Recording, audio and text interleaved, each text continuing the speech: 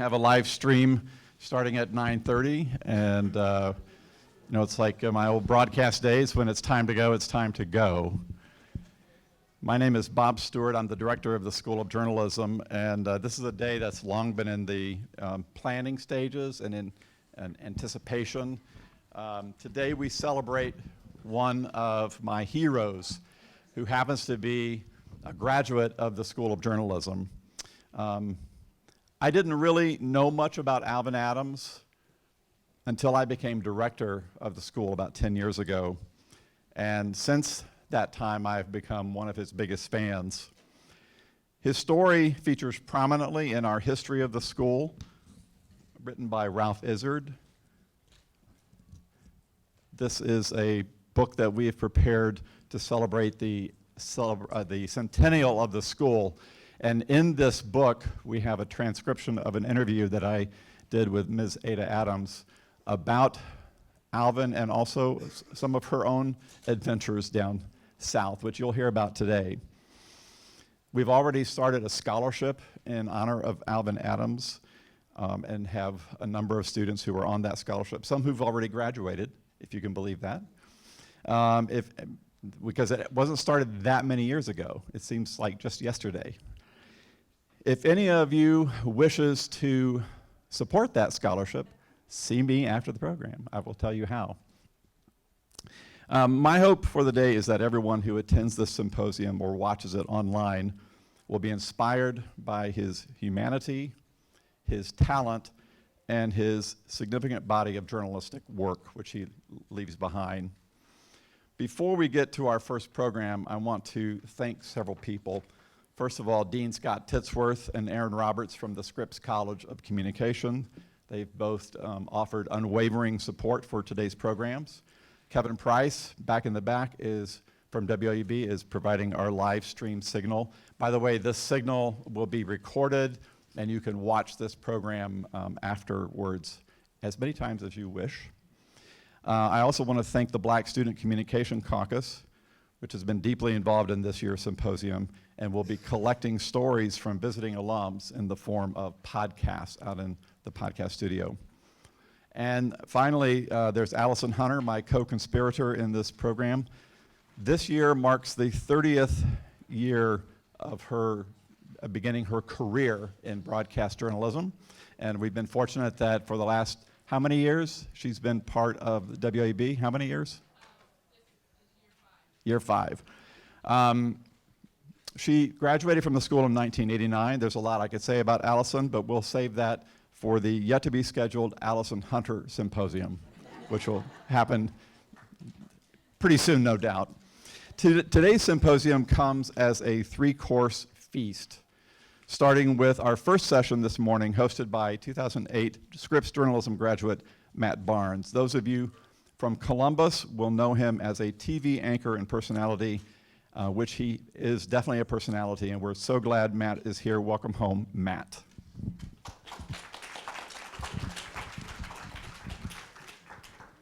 Well, it's good to be back in Athens. I always call it home. Hello, Mary. Good to see you. It is good to be back in here, even though this building is still new to me. I still get a little lost in it. Still used to the old Scripps over there. But it's good to be here, and I was saying earlier, I graduated in 2008, and I didn't know much about Alvin Adams until Adams Hall was dedicated, I think, 2007, and the stories started to come out about who they were dedicating this new residence hall after, and once you heard all the accomplishments of his career and the legacy he left behind, you wondered why we don't do something like this every year, that every journalism student doesn't learn his story, because it is incredibly impressive. So it's an absolute honor to be here to just have a little piece of this symposium. And we're obviously honored to have his wife here, his kids here, a great friend of his and former colleague, to hear great stories of his life and what he has left behind for all of us here at Ohio University and beyond. So I don't want to take too much time because I'm not important at all in this whole thing, besides just kind of keeping the conversation going. So if we'll call up our guests, I think we have his kids, Clay and Amy. Are they here? Come on up. We'll start with you all. You sit here.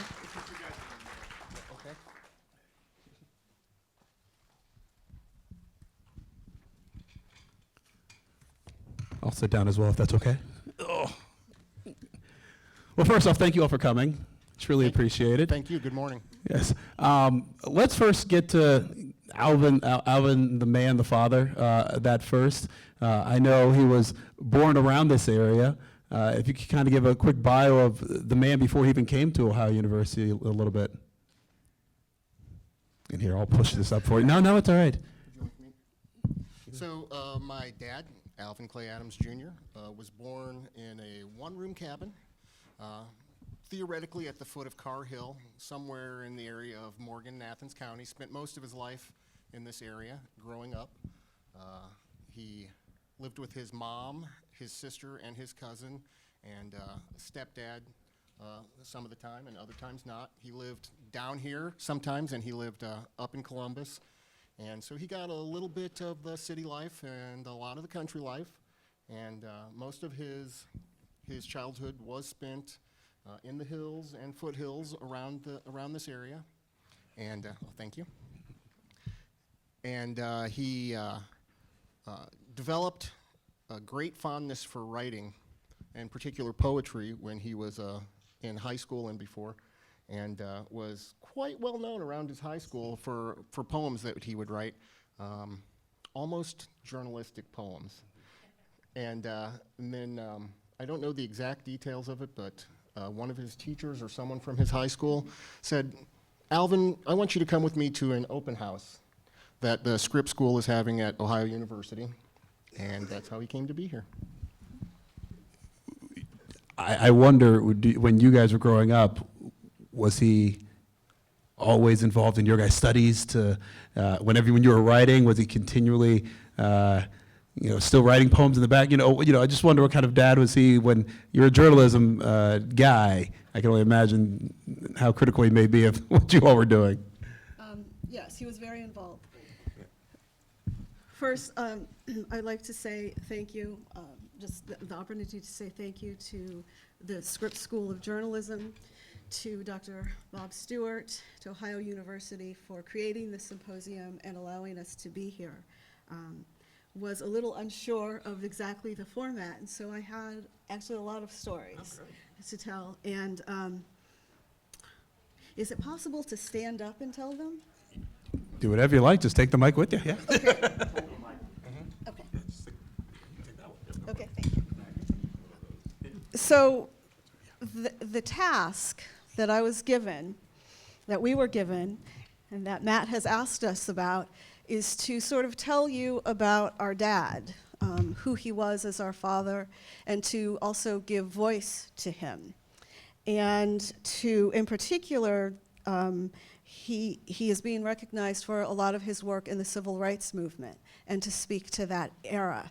And also that there are several students here that span a lot of disciplines, so to somehow make this applicable to all the disciplines. I think I can do it. I think we can do that. Okay? So, however, the one thing I think my brother is going to do a little bit later is going to read something that my dad wrote. That's very difficult for me because whenever I read his stuff, I hear his voice.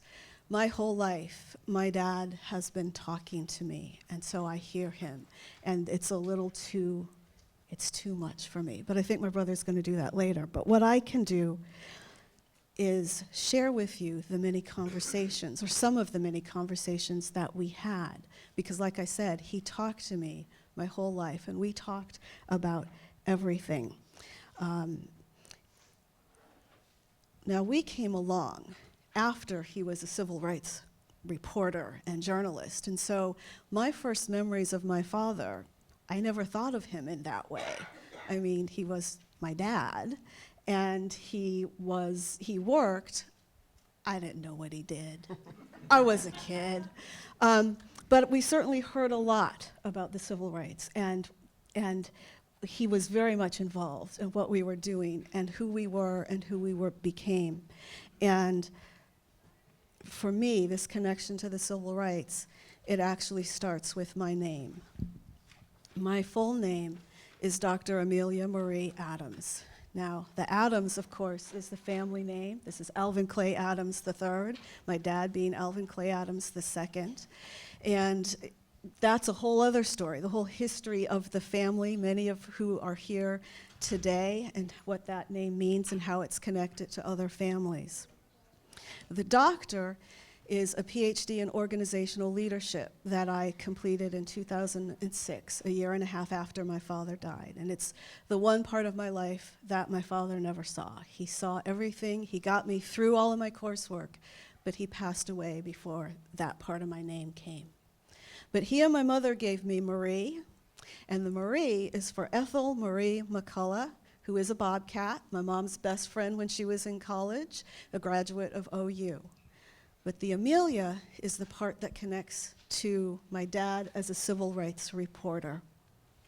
See, Amelia is from Amelia Boynton.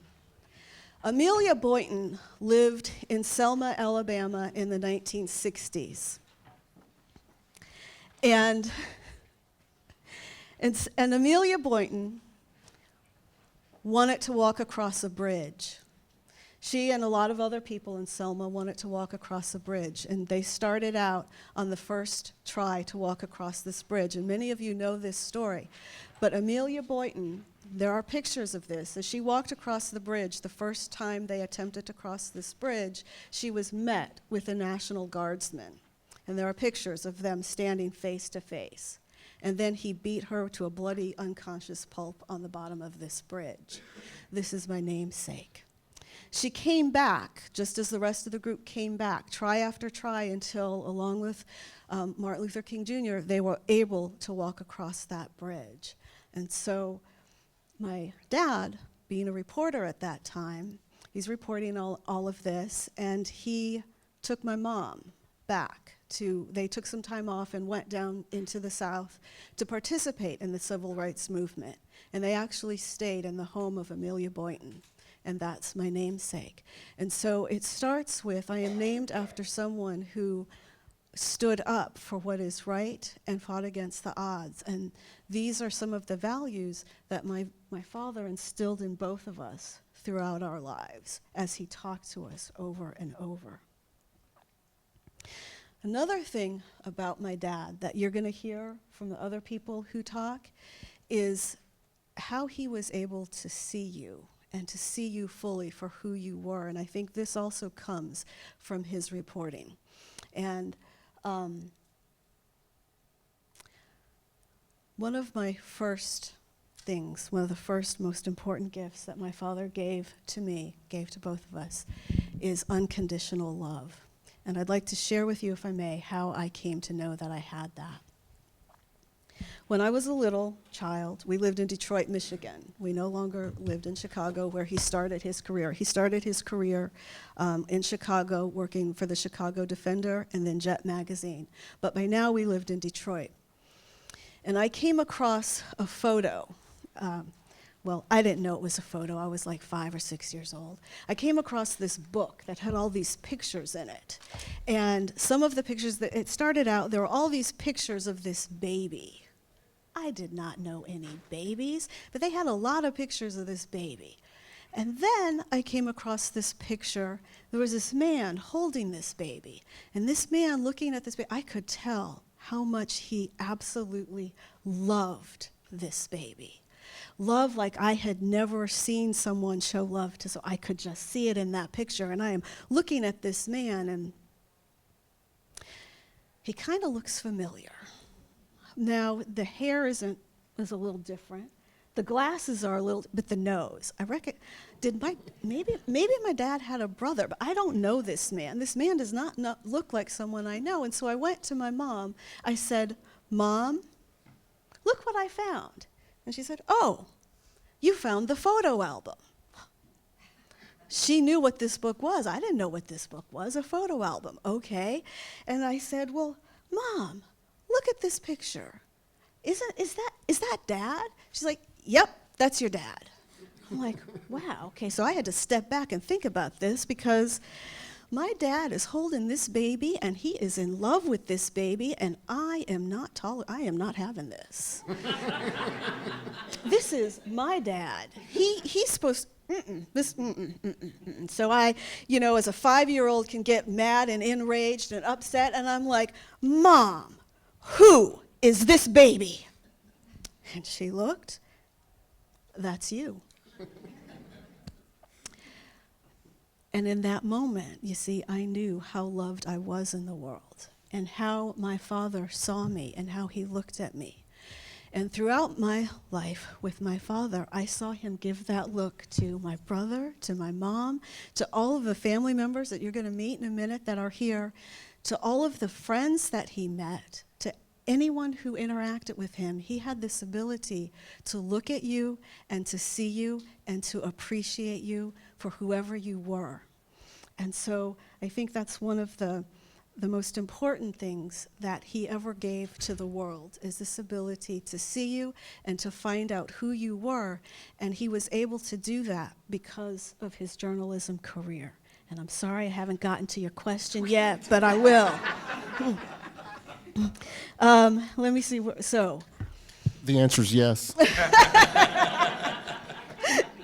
So one of the themes that I'd like to share with you today is this idea of seeing and being seen, about how my dad saw the world, what he thought about the world, and how he has been seen. And so at this time, though, I'd like to step back in time, and we have a video, I think that's of one of my dad's friends from when he worked at Jet Magazine, talking about that.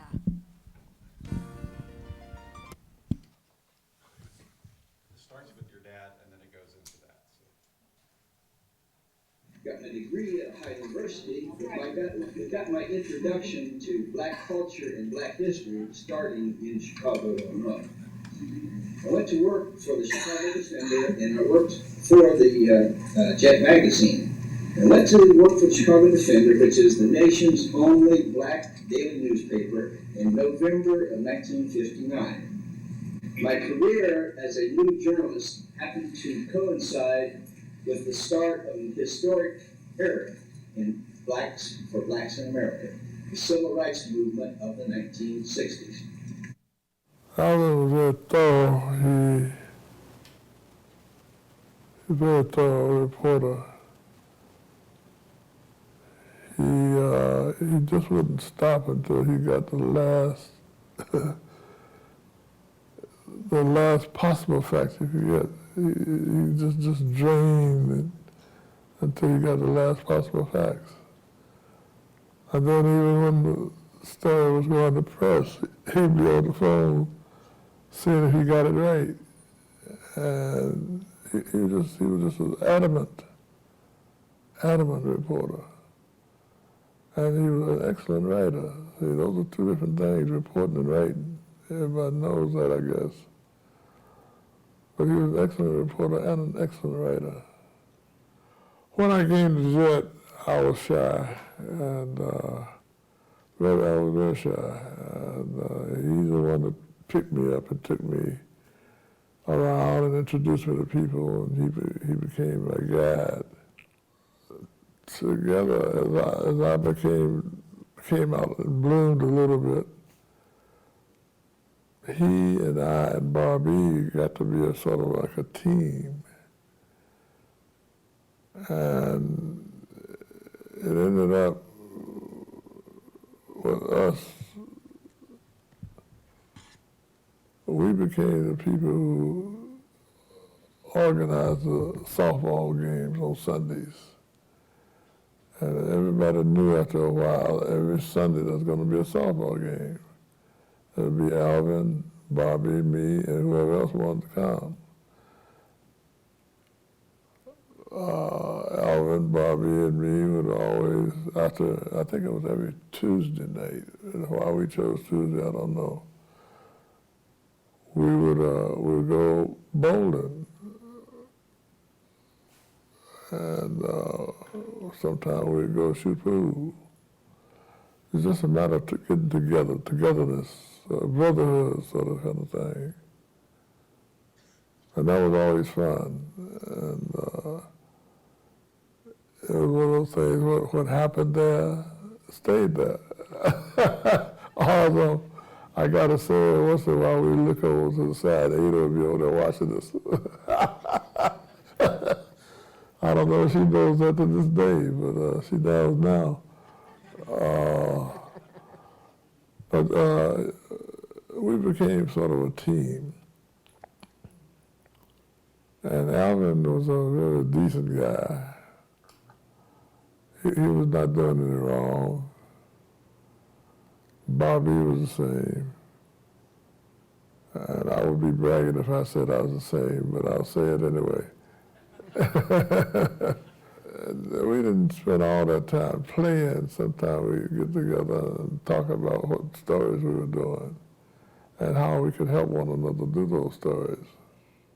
At some point there, I was made managing editor, so he had to bring his stories to me. As time went by, he started picking up the camera and taking pictures too. And some of his photographs were used in the magazine. And all you had to do is go back and get those magazines. You can see which pictures there were.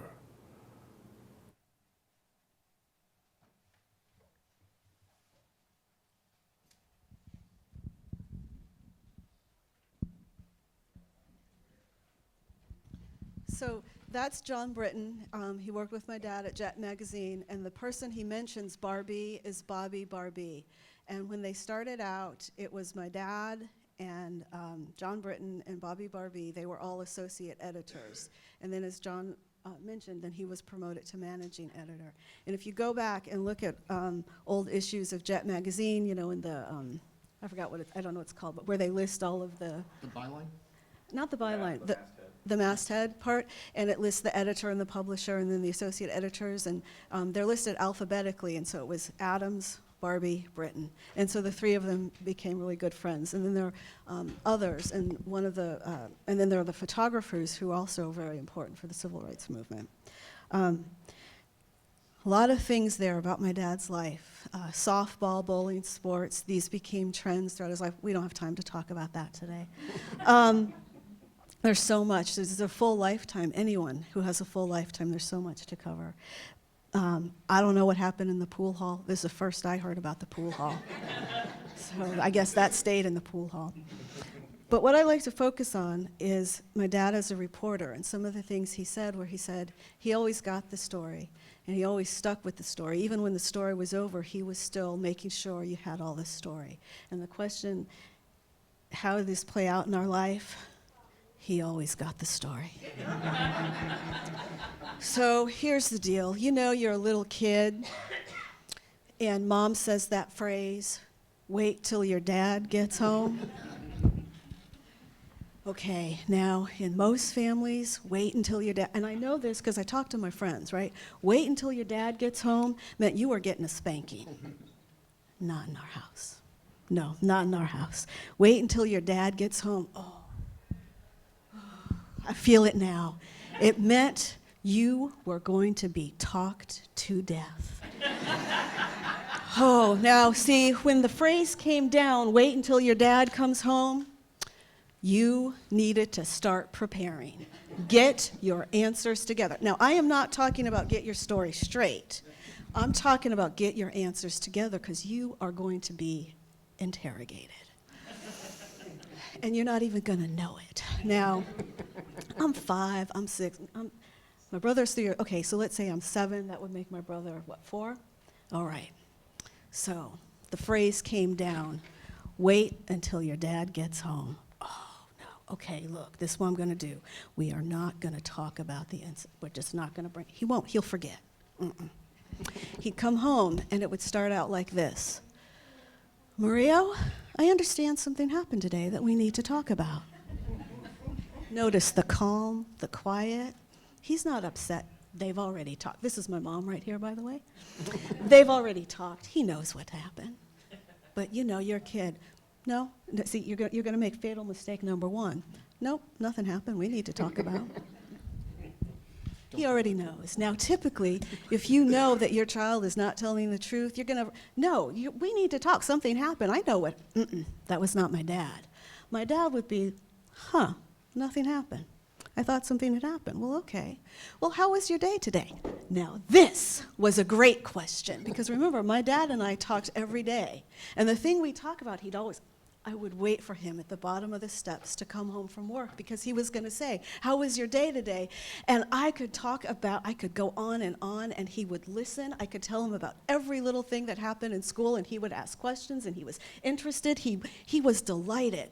So I've gotten out of this, right? Tell me about your day. So I would tell him, I went to school and this happened, and he'd ask me questions, and we'd go on and on and on, and he'd be really into it. And then I would say, and then when I came home, I went outside and I was playing on the swing set. I said, oh, you were outside playing on the swing set. Were you playing by yourself? Oh. I wasn't supposed to mention the swing set.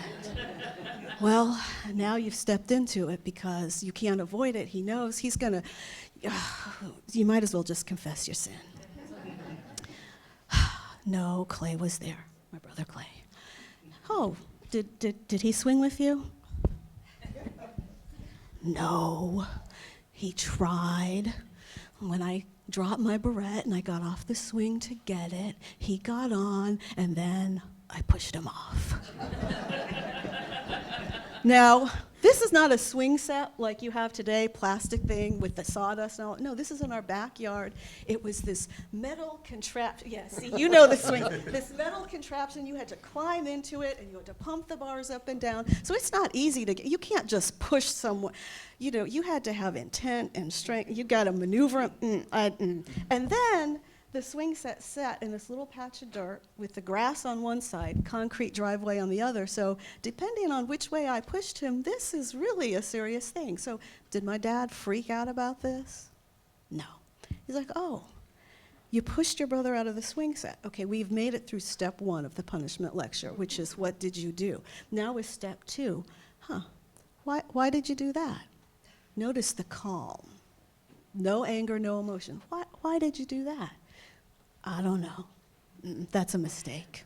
Now you're going to get 20 questions until you got down deep into why you did that, and he had the full explanation of why. Because I wanted the swing to myself, and I didn't want to share, and I didn't want my brother to have a turn. Okay, fine. So we get all that out, and we have a whole long discussion. You understand, eternity has gone by in this conversation. So now we get to step 3 of the discussion. Well, how do you think your brother felt about that? I don't know.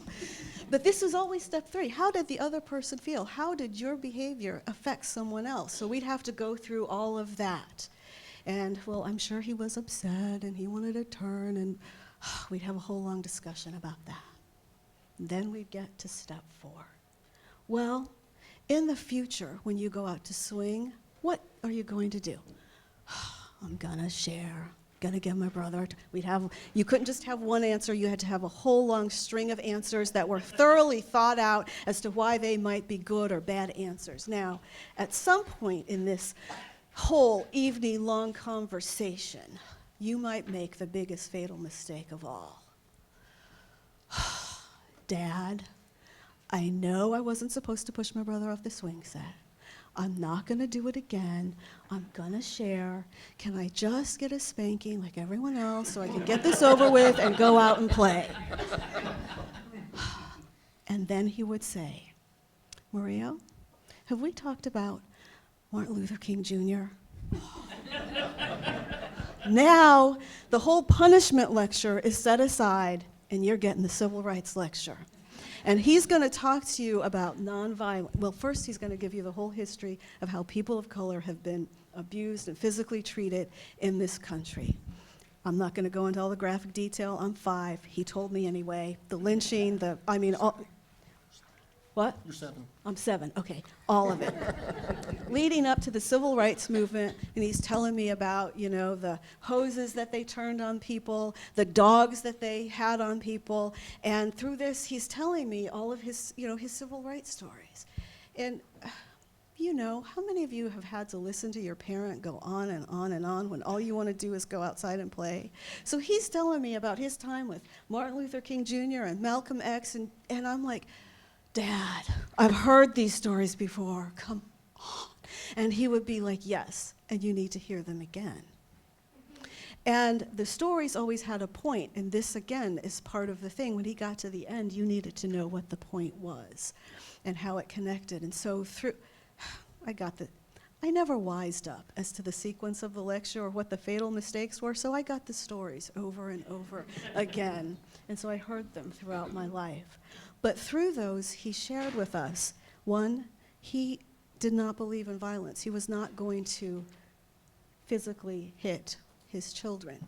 He believed that the way to get someone to behave appropriately was through reason, through talking to them, and that the legacy of Martin Luther King Jr. versus Malcolm X, because he also met Malcolm X, and so we'd have whole long discussions about that, would be that the way to truly convince someone is through their heart and through their soul and through their mind. And one of the things that was always a point from one of these is you can change the law, which is what the civil rights movement did, but in order to affect change, you have to change people's hearts, souls, and minds. And so that was always a thing. So then we'd get through all that, we'd finish the punishment lecture, we'd go on.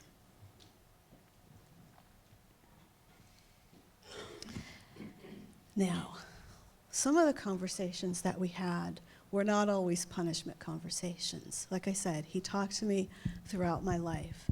And some of the conversations that we had were later, when I was older, and we had moved to Springfield. So when we lived in Detroit, he worked at UAW, United Auto Workers. And then we moved to Springfield, Illinois. And he worked there, and he was doing PR. Governor's Office of working Manpower and Human through the governor's office. And one of the delightful things then for me was, again, when he would come home from work. Now, I'm past that stage. How was your day today? I'm a little older. You know, you're not telling your dad everything, right? But when he would come home from work, he'd bring work home with him. And he'd walk in with his briefcase. Oh, my gosh. This is the best briefcase ever. Set it down, and it meant that he had brought a copy home with him that he had to do page layouts for. And remember, this is before computers, so you did everything manually, by hand. And so he'd clear off the table and set papers out, and he'd get ready to open the briefcase. And I'd come up, Dad, what are you working on today? What are you going to do? And he'd say, well, we'll see. Let's open the briefcase.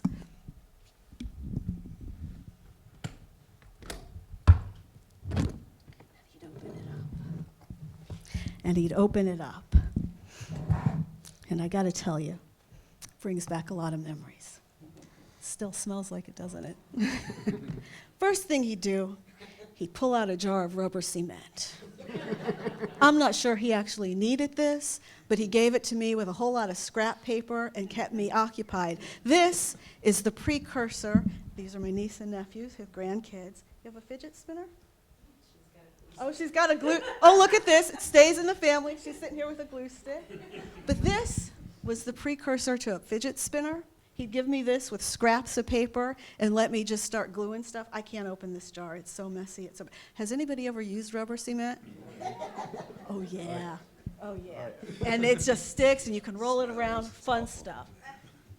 That's part of the joy of it. So he'd keep me occupied with the rubber cement. And then he would pull out whatever copy he was going to work with. And for this purpose, we're going to pull out this Alvin Adams Symposium website. And he'd start to look at this. We're going to have to edit this. And maybe he's going to edit it into a different layout. Maybe he's got to lay it out to like a trifold. And so he'd go through this whole process of having to convert it. Because like now, you can just go on your computer and your word processor and lay it all out. No. He had to physically lay it out, cut and paste, draw the lines, get this all prepped for the morning when it would go to the printer, who would then print it off. So he would pull that out, and then he'd also pull out his little pocket pad. Dad always had a pocket pad. When he was a reporter, he always had a steno notebook in which he took lectures. But this time he'd pull out his pocket pad. It's where he kept all of his notes. He'd flip that open, and he'd lay that out there with him. Now, the whole time he's working and we're talking, what are you laying out? What are you doing? What are you working on today, Dad? And, sorry, Matt.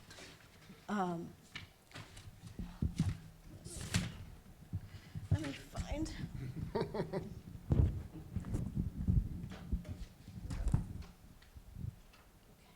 So he'd start with the images. And I don't know if any of you have seen the website for this, but there are 3 images of my dad, his high school photo and whatnot. And he would look at that. And he would look at those, and he'd say, yeah, okay, those are good. We can use those. And he'd figure out where on the page he wanted to put them, and he'd mark out that spot. And then he would say, huh. Now, you know what huh means. It means there's something that he wants to question, something he's got to jot down. When he worked for Jet Magazine, if you've ever read Jet Magazine, it had a sort of format to it. And there was always a section, photos of the week. If you ever look at those photos, down at the bottom of every photo, there's a citation, the source for that photo. You couldn't go to press without the source citation for the photo.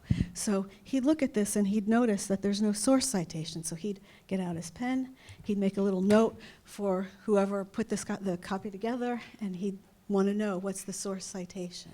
In this case, these 3 images are from the collection of Alvin Adams. This is important to know because it's about sort of ownership and who has ownership of what.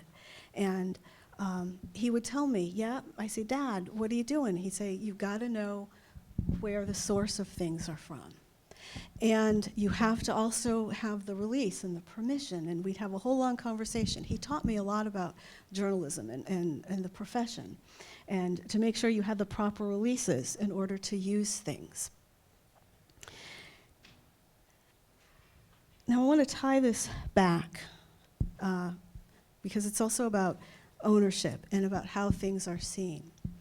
When we lived in Detroit, my dad had what today you would call a man cave. We just called it my dad's den.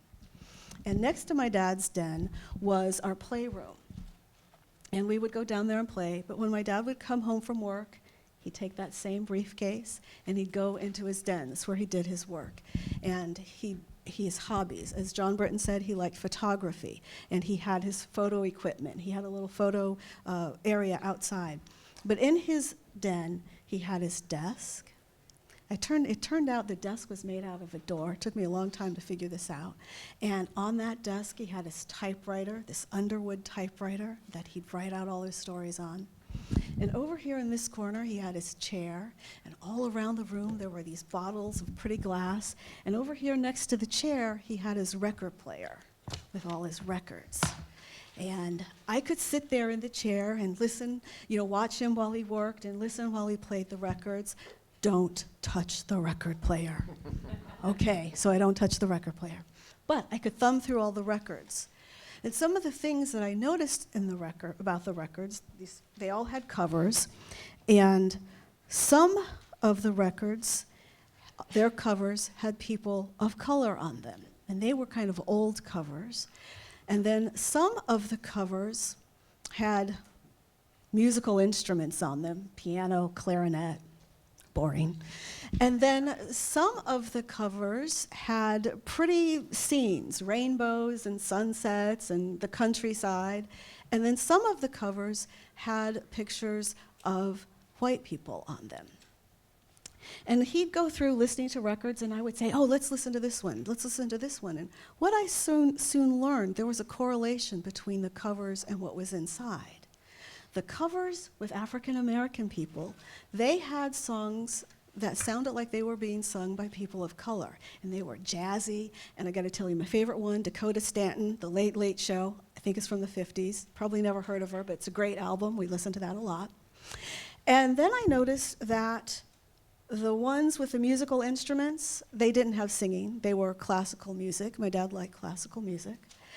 And then the ones that didn't have people on them, they also had voices that sounded like people of color.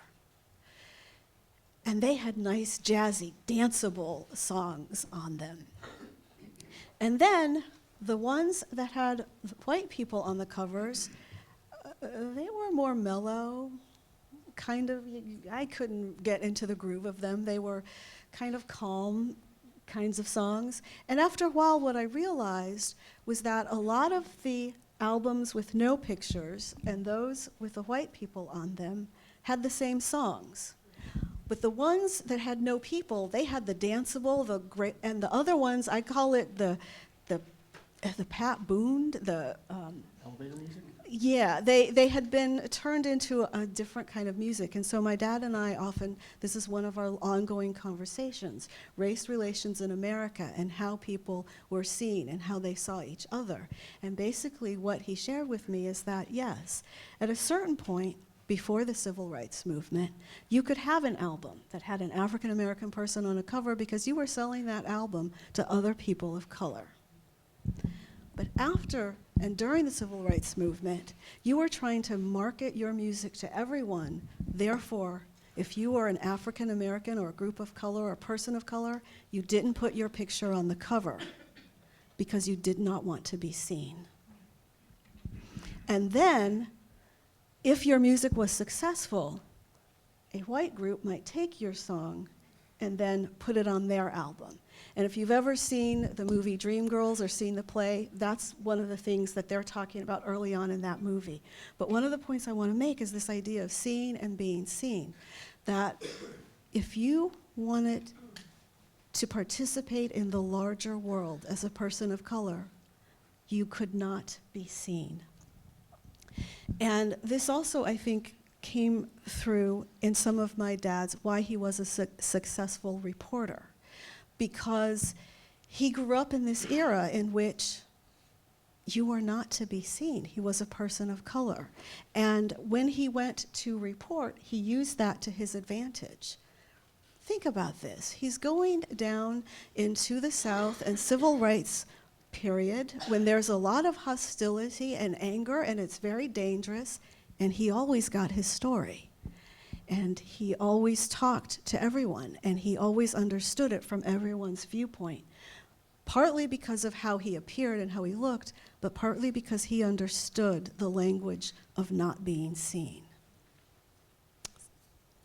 It made him successful, but it's also kind of sad. So we talked about that. So one of the things that he wanted to make sure of is that we were always seen. One of the images from the civil rights movement, it's a very famous image. It's of a young man being bitten by a dog. And my dad and I, we had a shorthand, we just called it Bitten by a Dog. It appeared in Jet magazine in the May 23rd, 1963 issue of Jet magazine. And it is a picture of, I believe it's, the police chief. This young man is standing up, and the police chief has got a hold of him by the shirt, and in his other hand he has the leash of a dog, and this dog is biting this young man, and he's pulling the young man into the dog. Very famous image that sort of changed the tide of the civil rights movement as it was published and people saw what was really happening. I came across that picture when I was in high school. And I started talking to my dad about that. And he told me, oh yeah, he knew all about that picture. And the picture, it was published as an anonymous man, an African-American male being bitten by a dog. Whatever. It didn't have his name in it. And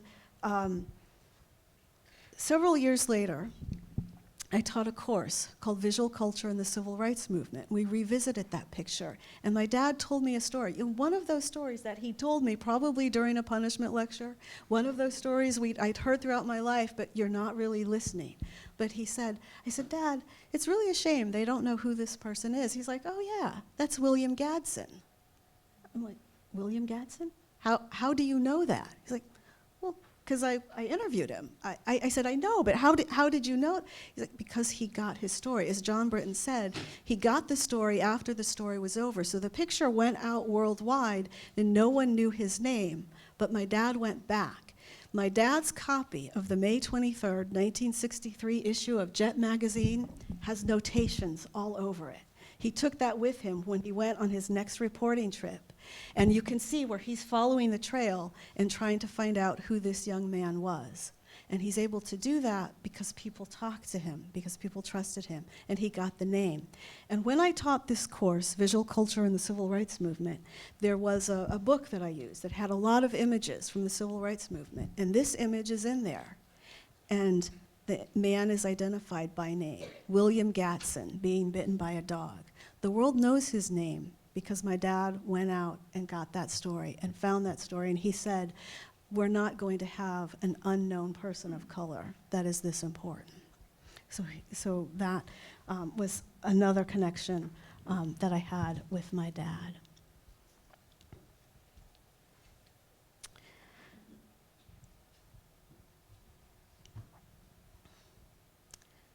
Next, we would go to the layout. Now, when you get to the layout, sorry. When you get to the layout, my dad would pull out this. It's a pica ruler. This is his pica ruler.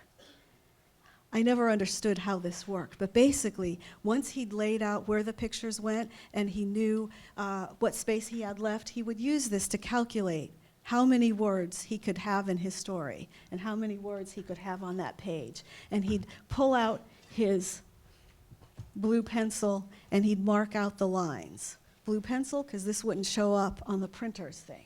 So he'd mark out his lines and he'd know how much space he had for his story. So he'd go back and he would look at his copy and he'd kind of scan through everything and he'd say, huh. And what he would notice as he scanned through this particular copy is that everyone who's participating in this symposium is mentioned by name, except we are the family of Alvin Adams. We aren't mentioned by name. I just told you about William Gatson, so I think you have an idea of how my dad might have felt about that. A great honor, he would be honored, but inside, and my dad would never say anything about this because he was humble. He was not named Amelia Boynton. He taught me to stand up and say this.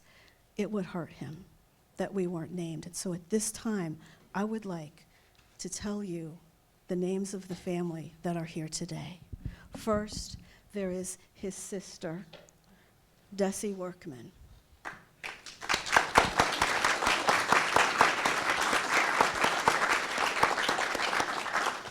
His wife, my mother, Ada Woodson Adams.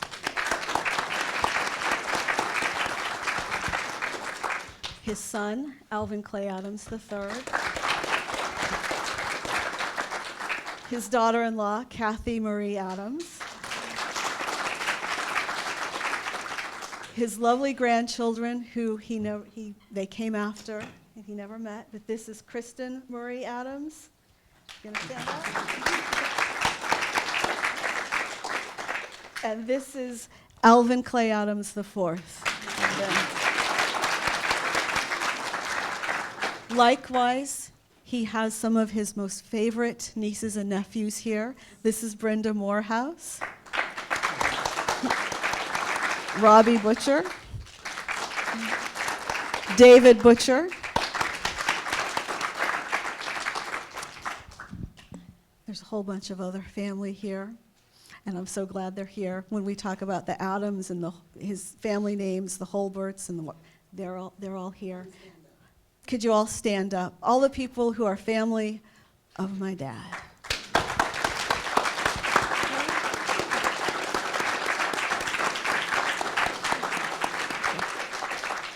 Thank you. Thank you. So he would make a little note in his book to have those included.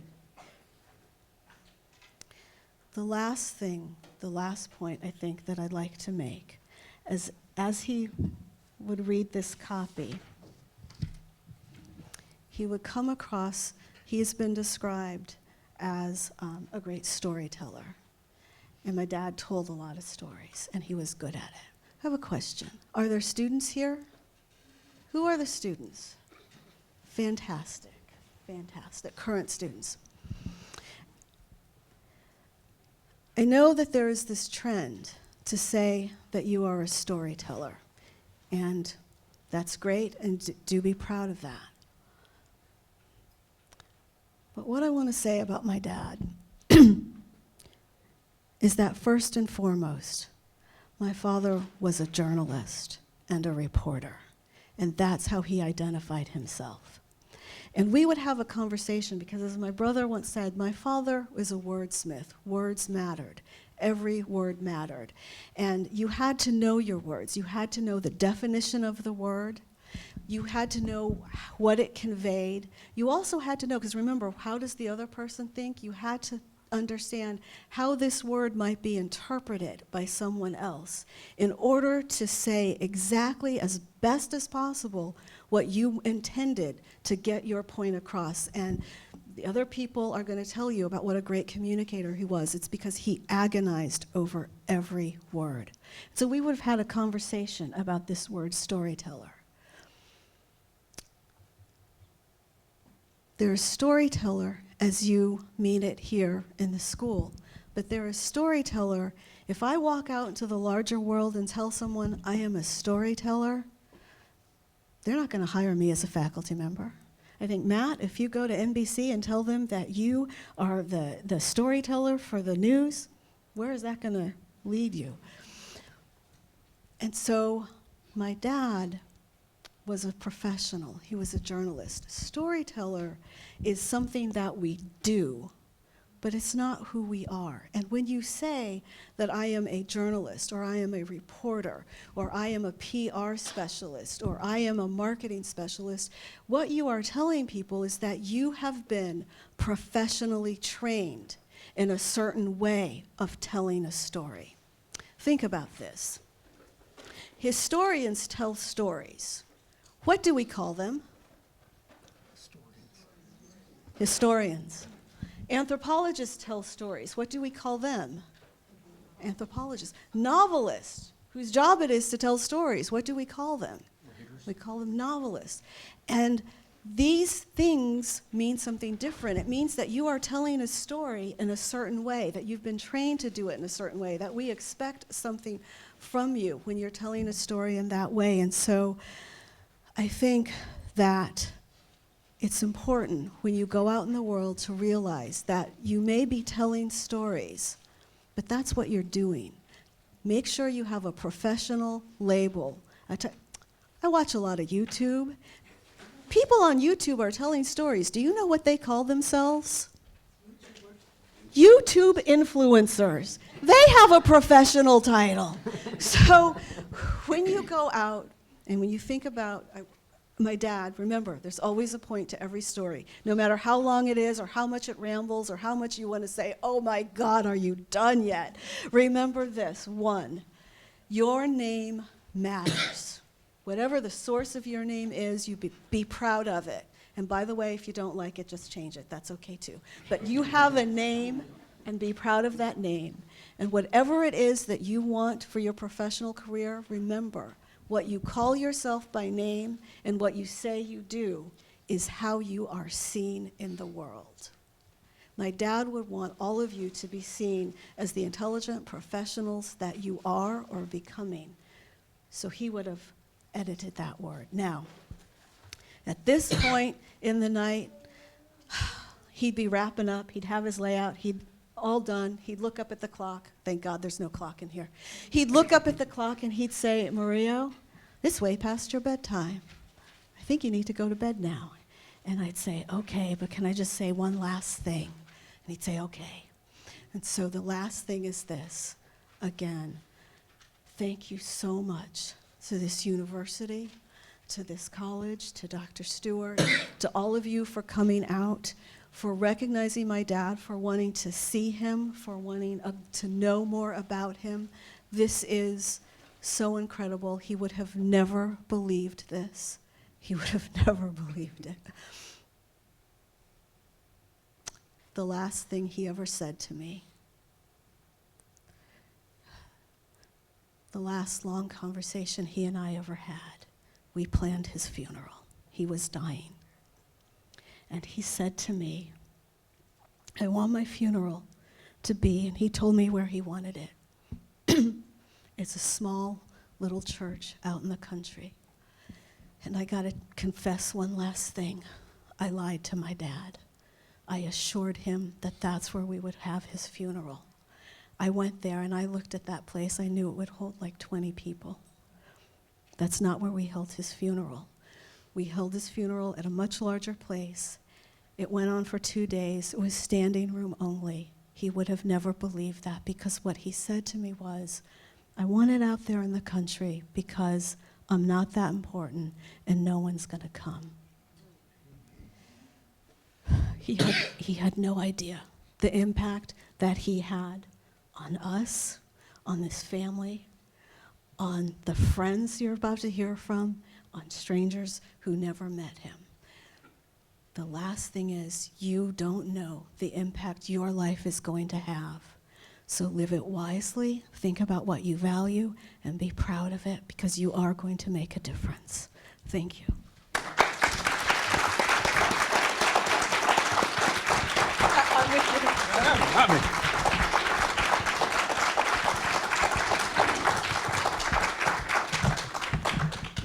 That's pretty powerful stuff. I did have a couple questions still. Yeah. Okay. Yeah. A couple questions, though.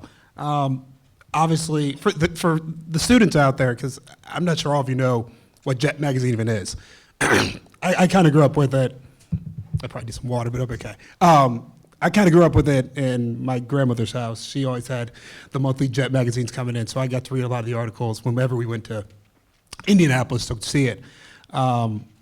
But how important was it for you to have a dad who was a part of that great legacy of that magazine? Because, I mean, I know it's not around every day anymore, but it's just so, it's such an iconic piece of black culture for your dad to be a part of it.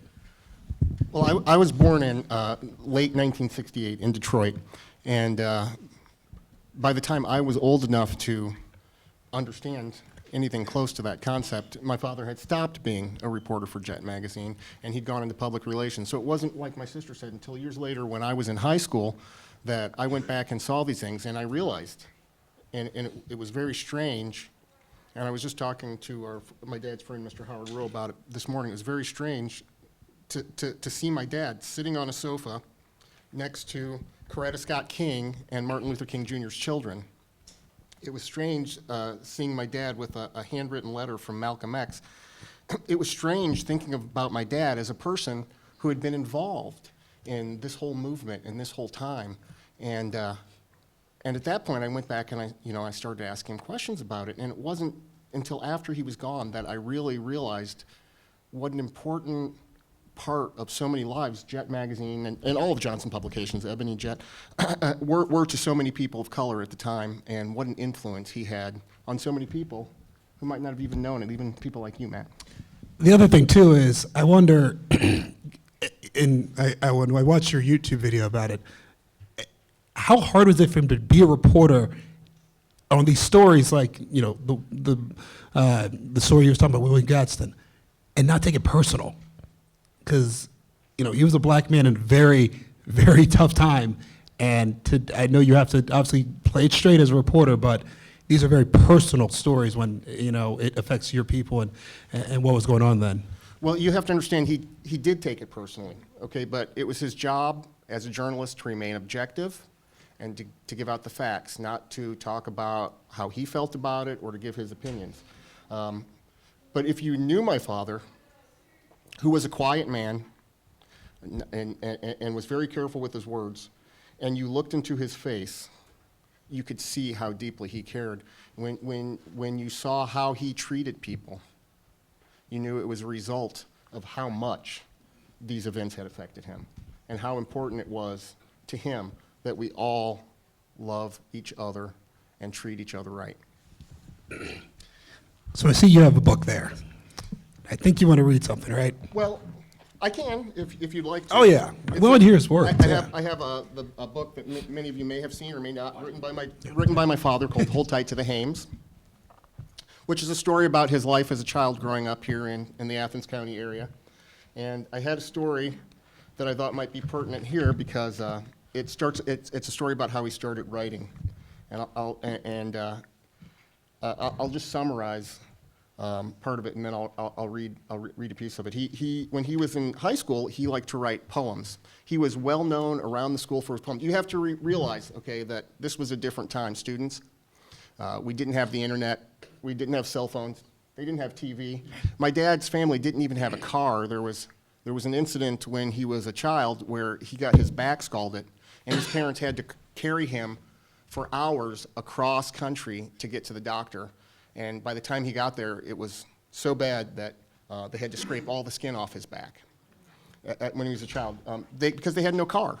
And that wasn't unusual for a family like his. But he liked to write these poems, and he says that the poems that were best received weren't the ones that he liked to write, which told about the events that were going on. What people wanted to hear him write a poem about was who was with who at the party on Saturday night. So in a way, my dad got his introduction to journalism as a poet and a gossip columnist, you might say. A poetic gossip columnist in high school. And this is the story about when he was in high school, they had a chemistry teacher who insisted that every young man must be clean-shaven. He gave them a date, a deadline, and he said, any male student who's not clean-shaven by that date will fail this class. And this was a big deal to my dad because grades were very important to him. You know, he had apparently a great future ahead of him that he didn't know about, but getting good grades was the first step in that, so he did not want to fail this class. And so my father stood up, something he never thought he'd do. He was a shy, quiet person who always tried to do the right thing, but he stood up to that teacher and he stood up in class and he said, no. He said, I like my mustache, I love my mustache, it looks good. And I can relate to this because when I was in high school, I had this perfect mustache that I had to cut off at one point and I've been trying to get it back ever since. The hallway buzzed with the news of the rebellion. More and more often I was identified as the defiant one. I'm sorry, if you know my dad, you know how silly that sounds. This was not the kind of leadership which I espoused. I had made my mark on the tiny high school as a poet, the kid who put current happenings to verse. Even though I considered myself a composer of serious rhymes about events around me, the Bible, and the meaning of life, my readers preferred reports in verse about who is with whom. The only thing which gave a kid greater pleasure than reading my accounts was secretly knowing that he or she was the tipster who gave me the information. Many of my readers marveled at the know-all, tell-all habit and began to think I was omnipresent.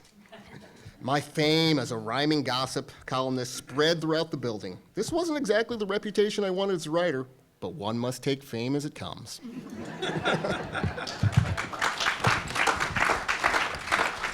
That says so much about who my father was as a man. He didn't mind the spotlight, but he didn't really necessarily seek it out. He wanted to be known as a person who was serious, but he also had a fun side, like Mr. Britton was talking about. They would go to the pool hall, they would go to bowling. And more than that, my dad, even in his pleasure activities, still applied his journalistic training and his viewpoint towards life. My mom was a softball player, and she had a softball team, and my dad was the coach. And if you know my mom, you know that she will not settle for anything less than the best. So she went around and she assembled a team of very good players, and they were too good for the league they played in Springfield. So every weekend we'd get in the car and go to a softball tournament around the state of Illinois, sometimes Indiana or Missouri or something, and they'd play the games. My mom would play, my dad would coach, I would be the ball boy or the bat boy, and my sister would keep score maybe. And it was exactly like the story she told you. When someone was having a problem with their batting stance, with how they played the field, you know, it wouldn't be an angry lecture full of shouting, like you might get from me, kids. It was a quiet, considered, very careful choice of words. And the result was a winning team, so he must have been doing something right. So when you go out there into the world today and in the future, just remember that every word you choose matters, and that Alvin Adams would appreciate it if you chose those words carefully and remembered how they affect other people, because that's very important to him. And that was the fame that I think he sought out. The only fame he was interested in is being known as the person you could count on and the person you could turn to. And that was my dad. Whenever anyone needed anything, if he could do it, he would find a way to do it. And a lot of that starts right here with his upbringing in this area and with his education here at Ohio University. And as for your earlier question, did he continue to write his poems later on in life? Yes, he did. And that's the last story I'm going to give you, because unlike my dad, I'm a man of many words, but in his honor, I'm going to try to keep it. Let's give it up for Clay and Amy. Thank you so much. Appreciate it. Yeah, go for it. The poetry he would write for us was, every Easter, you would have an Easter egg hunt. Your parents might hide the eggs. Well, my dad found the problem of a few weeks later, there was always a strange smell coming from somewhere. Have you ever experienced this? A few weeks after Easter, the eggs that were not found? So he had to find a way to make sure all the eggs were found. So instead of just hiding the eggs, he turned it into a treasure hunt, a poetic treasure hunt. And he would write poems as clues for us to where each egg was. And so I asked him, after many years of this, Dad, why do you always do that? And he said, I can't stand to sit down on that egg 3 weeks later. So yes, he did continue. Thank you, guys. Appreciate it. Again, we're fortunate enough to have one of his longtime colleagues here as well, to kind of hear the second part of his career. He was a journalist who worked for Jet Magazine, Chicago Defender, but then went into PR. And so we have Howard Rowe, one of his PR colleagues who worked with him at Illinois Power, to come up and tell some stories about Alvin as well.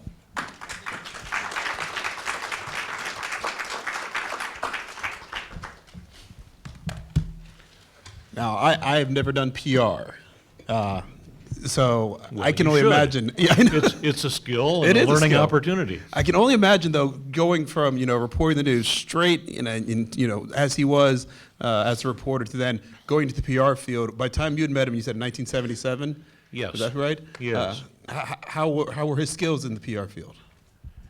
Well, we were working for Illinois Power Company. I joined the power company in 1973, and my first responsibilities were in the area of customer service.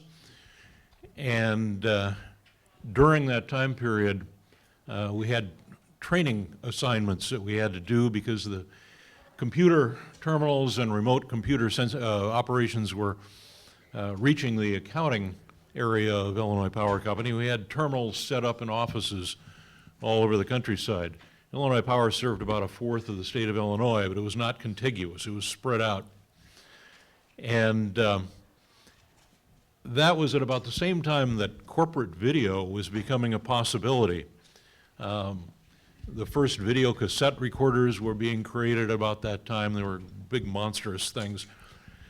But it allowed us to do training and communication in a way that we hadn't been able to do before. And I had had some experience in that and said, well, yeah, let's do all our training in video, on video. And can you make that work? And I said, why, sure, of course I can. Little knowing whether I could or not, but it worked. In fact, it worked to a degree that we began realizing there were other opportunities for corporate communication. And at that time, there was a turnover in the public affairs department, which handled everything from advertising to meeting with reporters and such like that. And it was at that point in time that they hired a new media relations supervisor, Al Adams. You will hear me call him Al when everybody else is saying Alvin. Forgive me, but on that magic day in 1977, he came in and shook my hand and said, hi, I'm Al Adams. And it sort of stuck from that point onward with everybody at Illinois Power Company. He's Al, and he was. And he will continue to be, because this began a relationship that endured, well, for 20 plus years, first as a colleague, soon to be a friend, and then the friendship continued even after Al and Ada moved out here to Ohio. At the dedication of Adams Hall in 2007, I was there, of course, for that, and Al's son Clay over there said something to me that, said something to the group. He spoke as he did here today. And he said, you know, universities will name a building after you if you do one of two things. You can either write them a check in which there are a lot of zeros after that first digit, or you can lead an exemplary life. And to be sure, Al supported his family very well, but it was that second criteria that was symbolic not only of Al during his reporting days, the dignity, the respect, the meticulous attention to detail that, I'm sorry, Marie, Marie was Marie back then, and Amy, okay. Al, Ada, Marie, Clay, okay.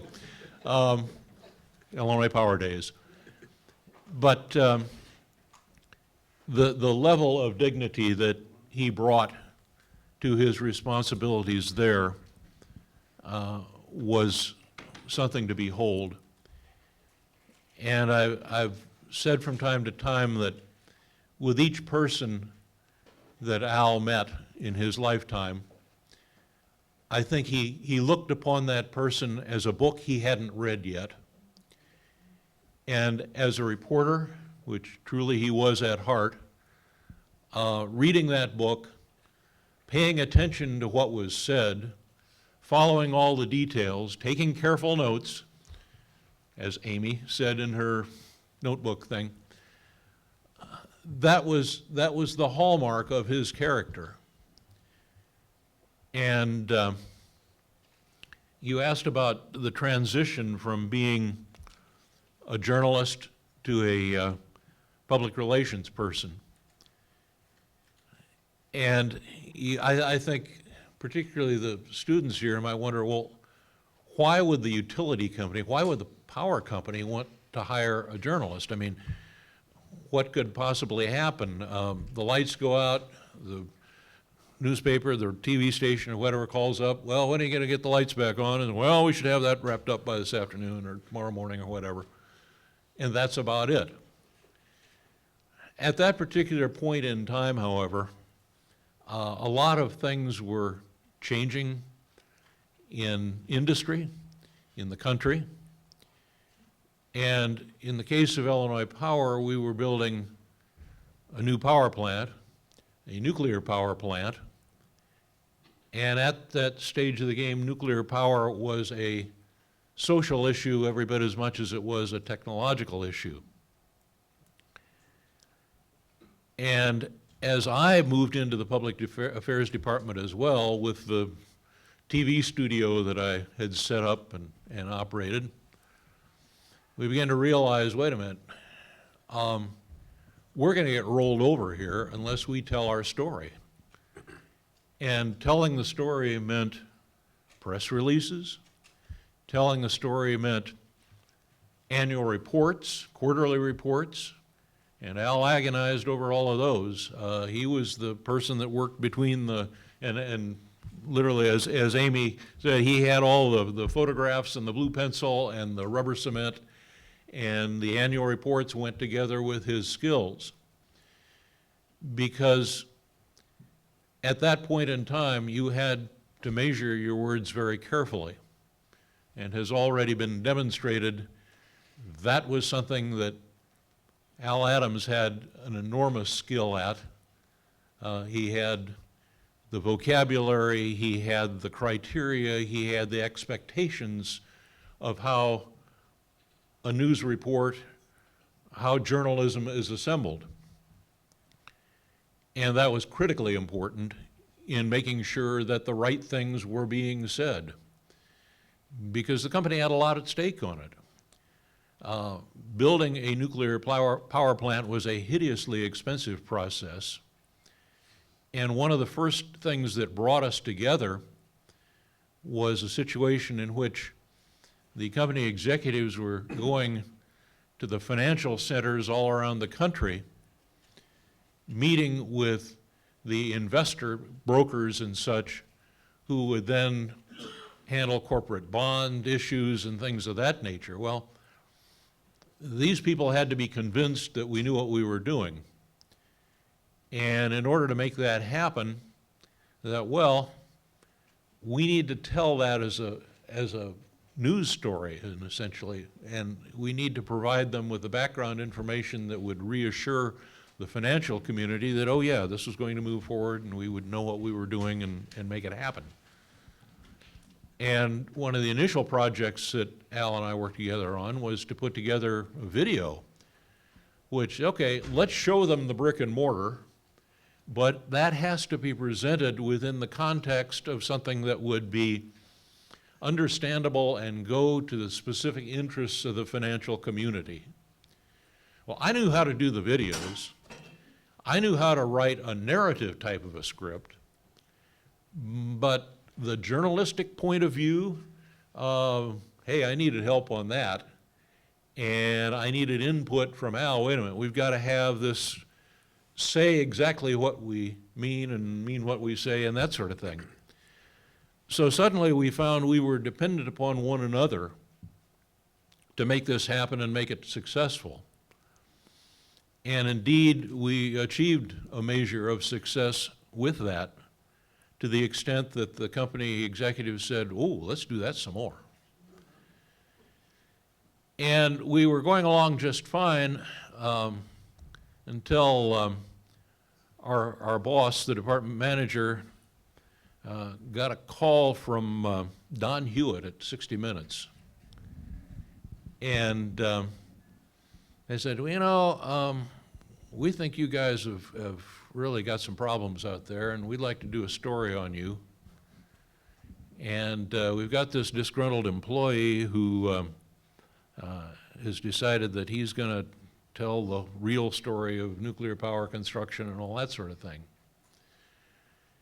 And our producer will be out in a week or two and arrange interviews and such.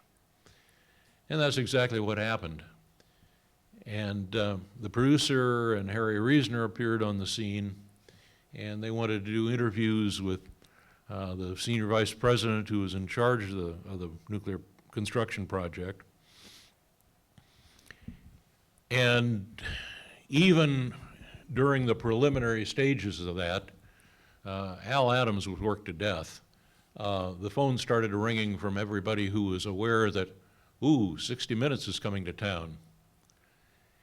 And so, again, he had to be very cognizant of where the company stood with respect to that project. He had to be very much alert to providing the information that they wanted, but at the same time being absolutely factual at the expense of jeopardizing the financing capabilities. If the wrong information was presented in the wrong way, it could be catastrophic on the ability to continue with that project and to complete it. So the burden was on Al to do that. At the time that the interviews were conducted, we had the idea, well, okay, 60 Minutes is going to be here with their camera. Suppose we set up a camera side by side with it, and we record everything that 60 Minutes records while it happens. And we did that. And that turned out to be a good idea, because 60 Minutes went back with their with some very selective editing and told the story as they wanted to tell it, which was more drama than fact, and broadcast that on the magic Sunday night in November of 1979. And then Al's phone just went berserk.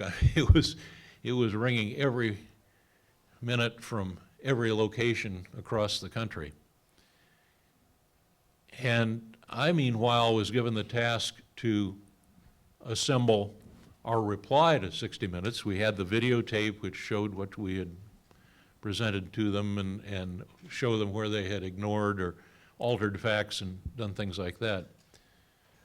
So we did our reply video, and in the days before the internet, remarkably enough, it went viral. And our secretary had tapes piled up that people would send in blank tapes, we would record them and send them back out again. Not a real efficient way, again, having to deal with the situation before video communication could happen on YouTube or whatever, but it worked. And as a result of that, we got speaking requests, both initiated within our own territory to tell the story to our customers and shareholders and employees, first of all. And I wrote the drafts and such on the script on that. And then, of course, it had to go for fact-checking, and guess who did all of that? And provided me with the material in there. I was the one who narrated it and assembled it. But then Al and I together responded to speaking requests all over the country.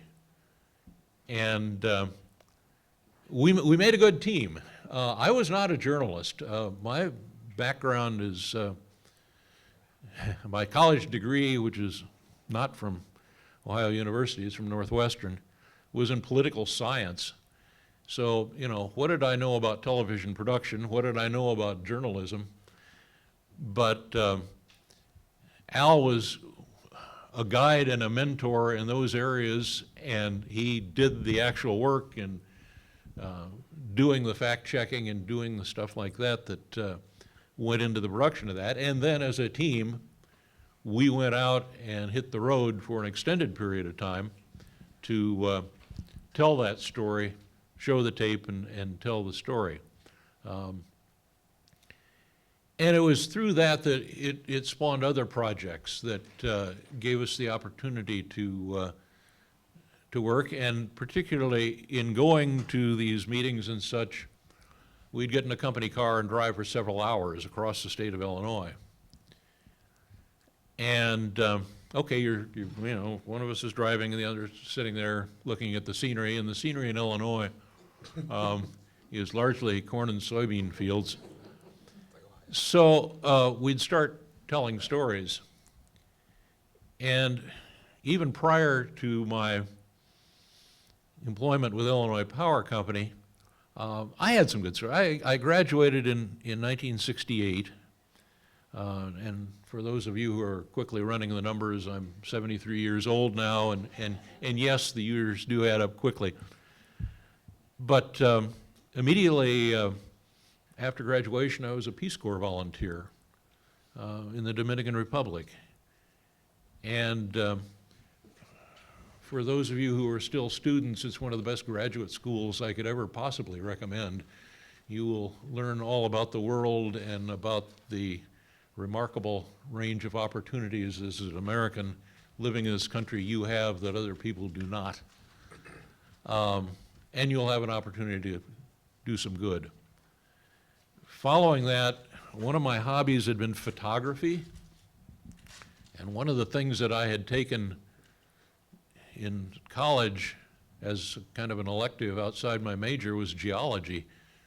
And putting that together, I got a job as a research photographer on an oceanographic ship with Columbia University. And I spent a couple of years doing that, lowering cameras down to the bottom of the ocean, developing film and all that sort of thing. And I sailed around the world, figuratively and literally, on their ships, seeing various ports. And so I had some good stories. I thought, wow, I can bore Al with sea stories. And that's pretty much what I did. Al, meanwhile, as we got to know one another better and better, began opening up and telling me some of his stories. He was not a storyteller, he was chronicling what he did. Okay. He chronicled some of his experiences and some of his encounters.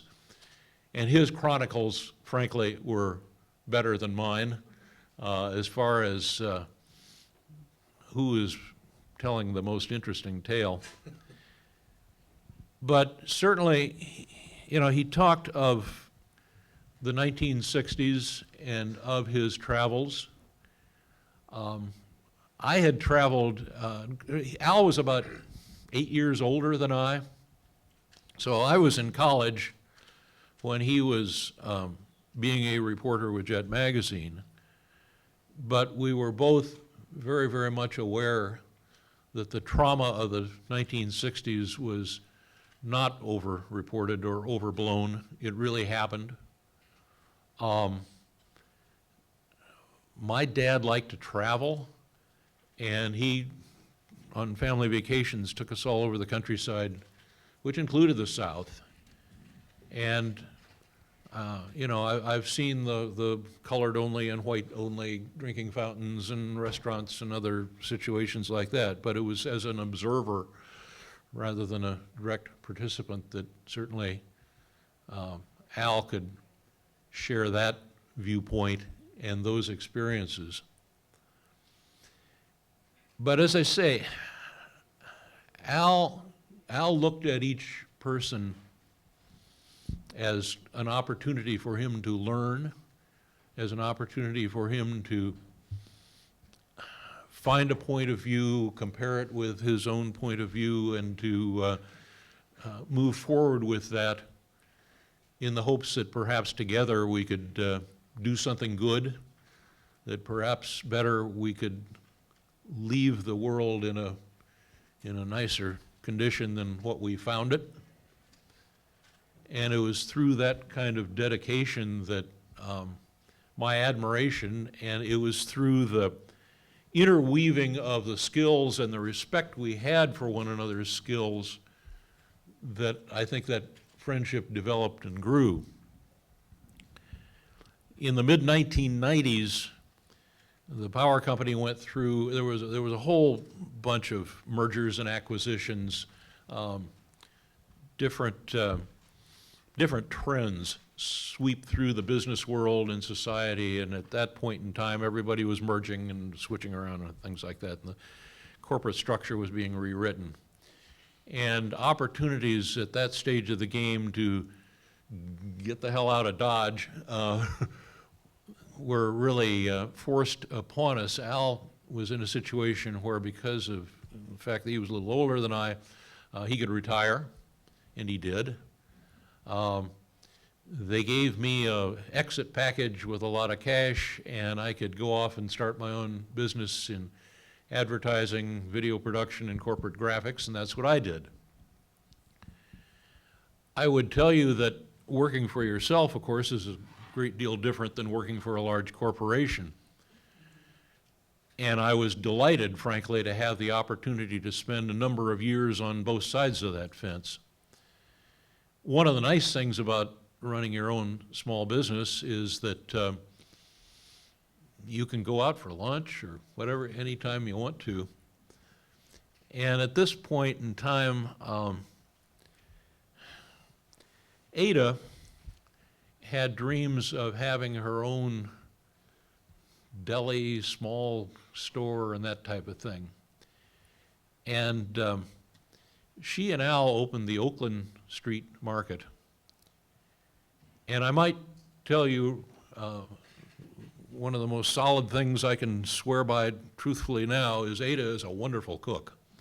Yeah, those He-Man ham sandwiches were just fantastic.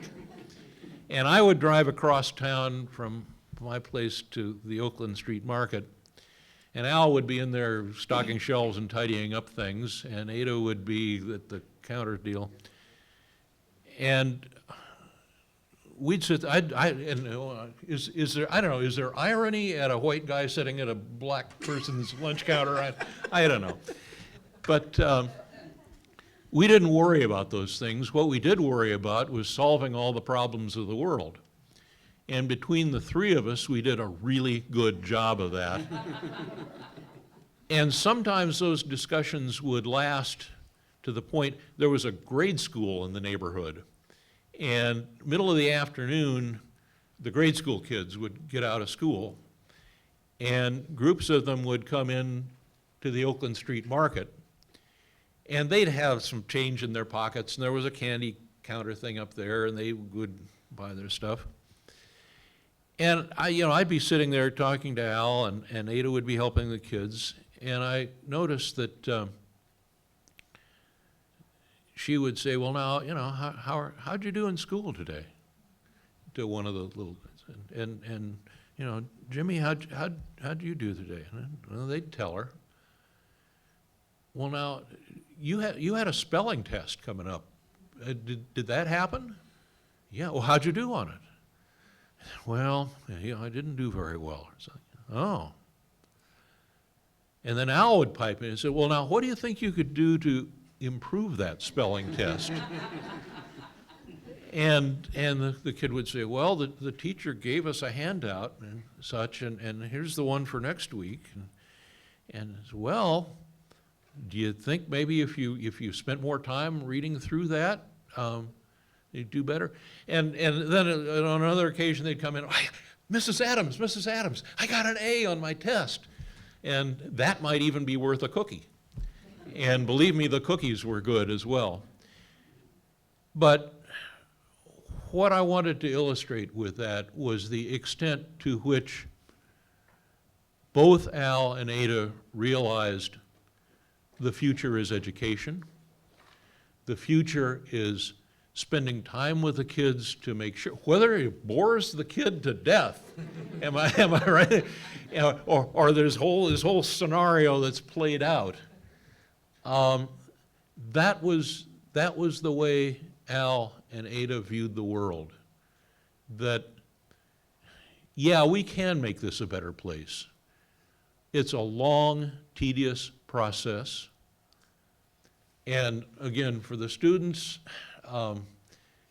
you've got an opportunity, and I can tell you from seeing them and from my own experience, it takes a lot of work. It takes a dedication to the kind of ideals that Al and Ada both exemplified. And Al's early passing reminded us as well that our time is short, and that if you want to make this happen, don't count on an endless number of tomorrows, do it today. Did I answer it? Did I even address your question? You absolutely, you got to the question. Okay.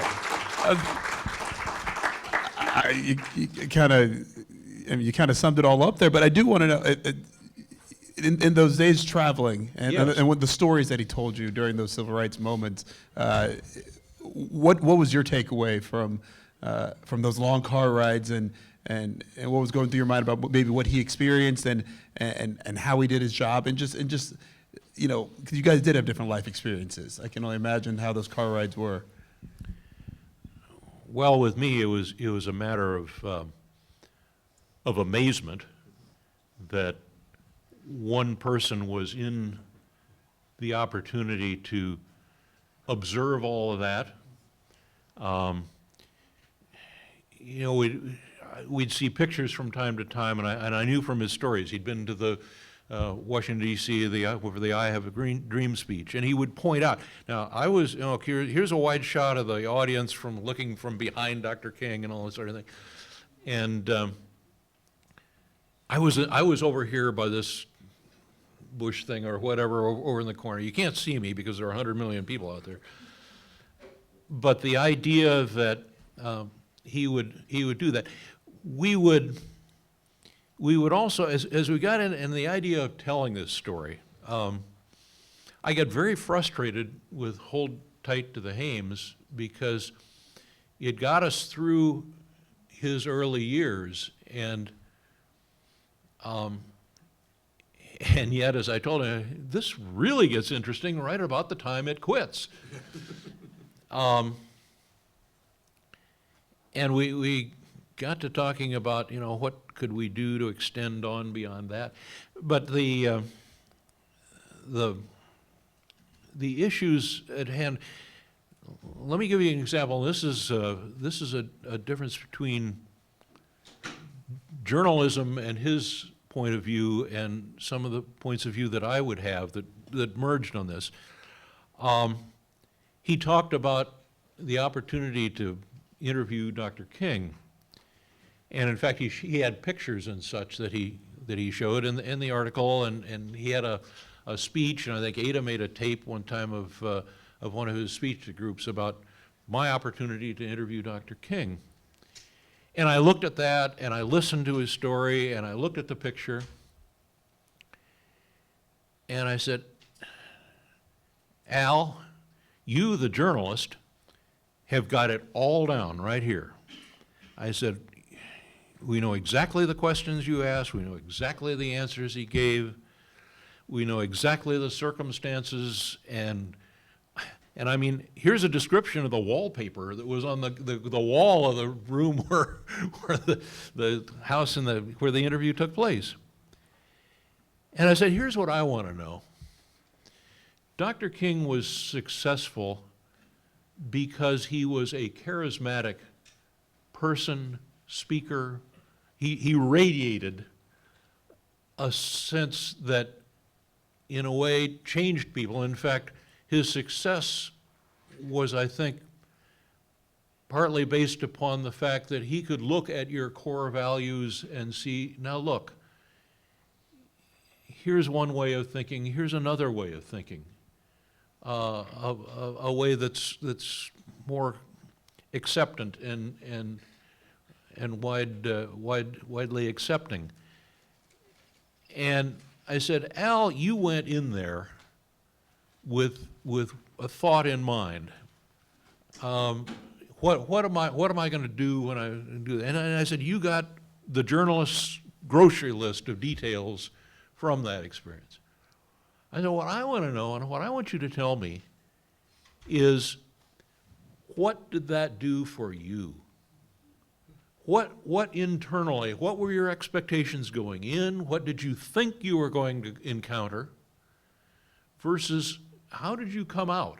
You know, were you changed, or, you know, what was the impact of meeting this person? And he said, oh yeah, you're right. And later, as we follow this thing up, he said, well, who would care what an unknown black man thought about all of that? And as we talked about trying to do something in the way of a video or whatever of his life and career, I said, well, let me offer you this example.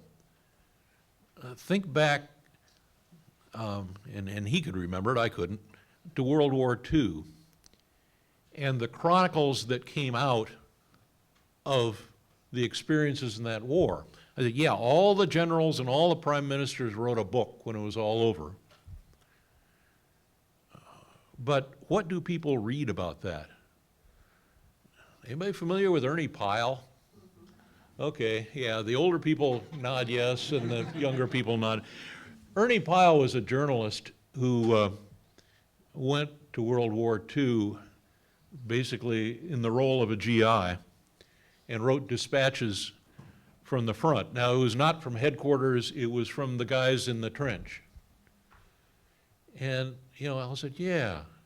I said, you were the guy in the trench. I guess I was. And I said, okay, let's write Guadalcanal Diary, or let's write, and that wasn't written by Pyle, but let's write the sort of dispatches and things and incorporate that into some kind of a narrative. And we worked on that, and I was out here a lot. He took me all around this part of the country. He wanted to show me the things that were in Hold Tight to the Hames. can I show a hand, have a show of hands? How many people don't know what hames are? Yeah, okay. And when he published this book, it was during the time we were together at Illinois Power, and he told me in his very bashful, kind of self-confessing type of, well, I wrote this book and I had it printed up about my childhood, and I hold tight to the hames. And I'm thinking, hames? I didn't even know how to pronounce it. And during that era, there was a national brand of beer called Hams. You know, oh, hold tight, keep good hold on your beer. There's words you can live by, particularly young people.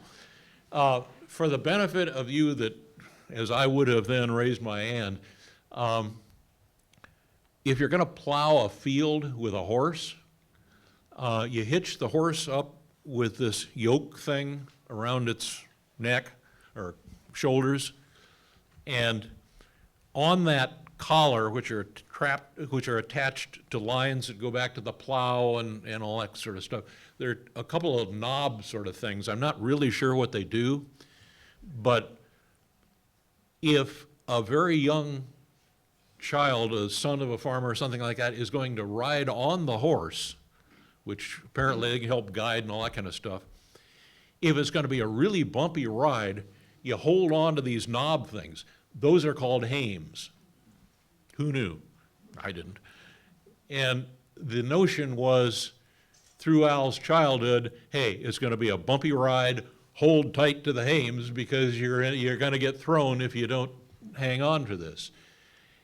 And when you understand it all, oh yeah, hey, that makes perfect sense. It's a good title. But it needs a sub thing. But that was the type of thing that where Al and I worked together. We didn't always agree on everything, but we respected one another's judgment. We knew where each other's skills were.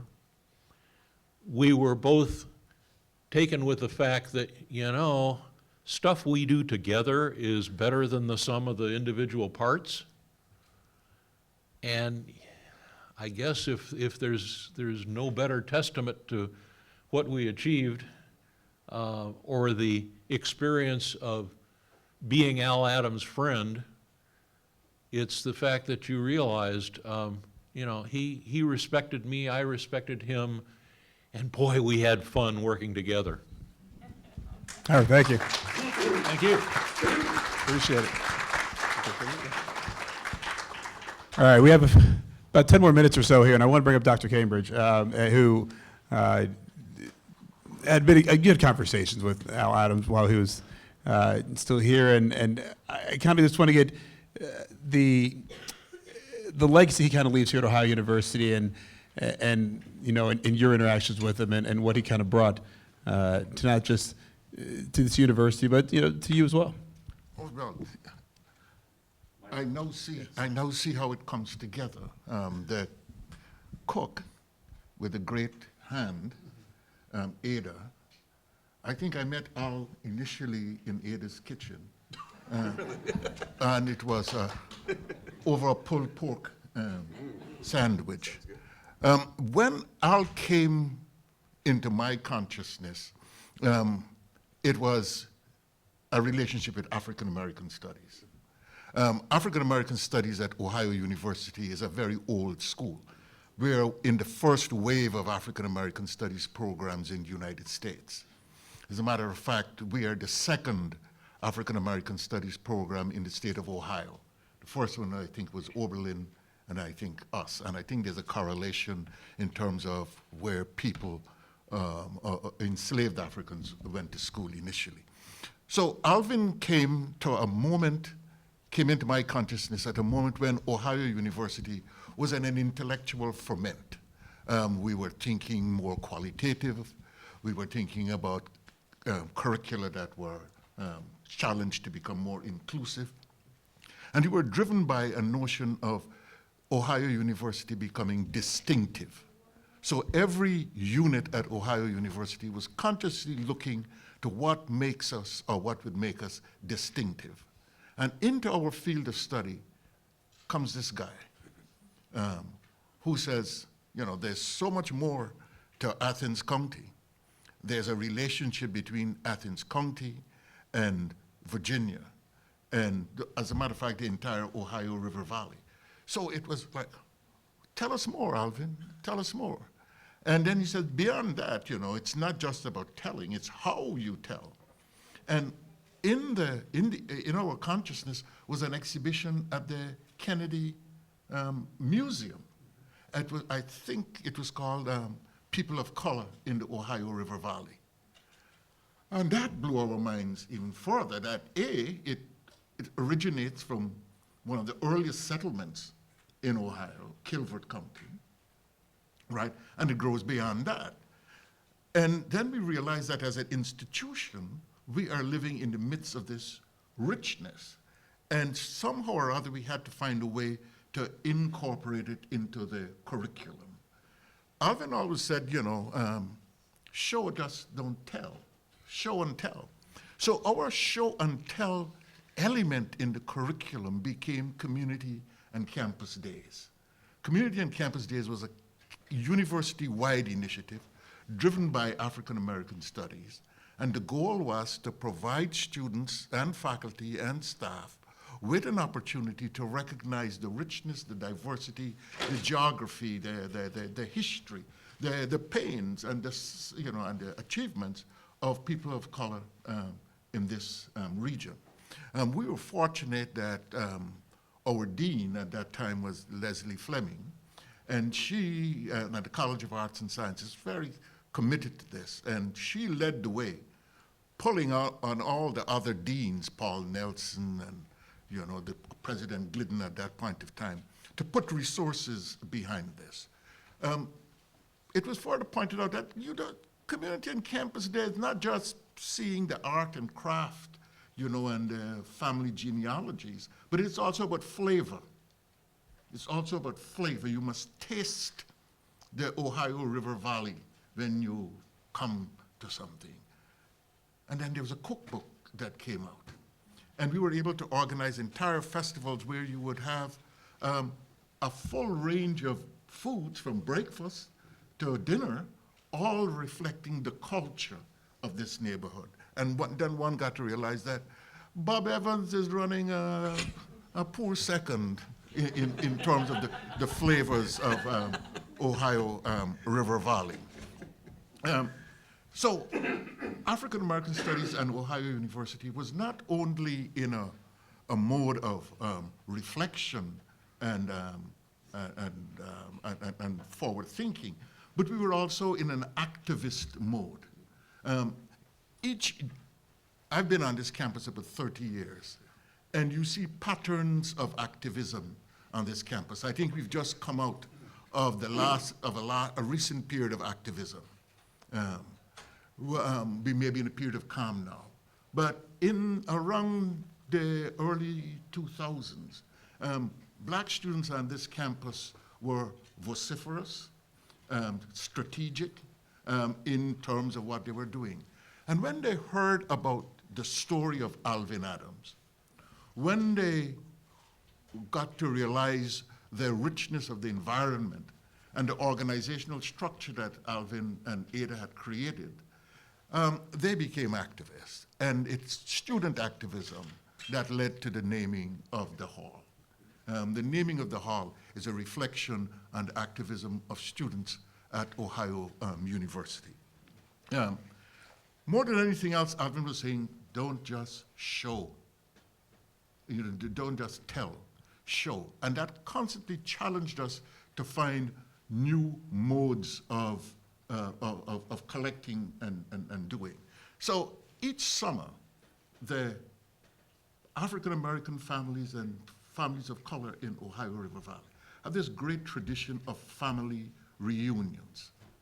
And it was recognized that in family reunions is a space that you can generate the data to tell textured stories about the experience. So we wrote an 1804 grant, got some funds, worked in collaboration with MGC to document these family reunions. As an academic department, we were also measured by all of the criteria: intellectual output, teaching, service. So research was a key issue. So the African American Studies program of that era created the African American Research and Service Institute. It's not dead. It's alive today. The chair of that is Dr. Robin Mohammed, who is also the chair of that department. That African American Research and Service Institute, driven by Alvin's proposition that you don't only tell, that you show, means that he was reproducing his colleagues' idea of use the new technologies. And small format portable video was out. Today, in the African American Research and Service Institute resides probably the largest collection of oral histories of families of the Ohio River Valley in the state. And that is directly related to Alvin's vision of what we should do as an institution. So the African American Research and Service Institute. Alvin, in terms of bubbling up, making us all proud of what we are, also started to show us what was hidden in plain sight on Court Street. Many of us walk down Court Street and we pass by the diner, and we don't realize what the diner was. The diner was the Berry Hotel. And the Berry Hotel, which fell into Ohio University's hands, was subsequently demolished. We brought that, the community brought that point to the university and says, hey, you had responsibility for this. You did that. What you going to do now?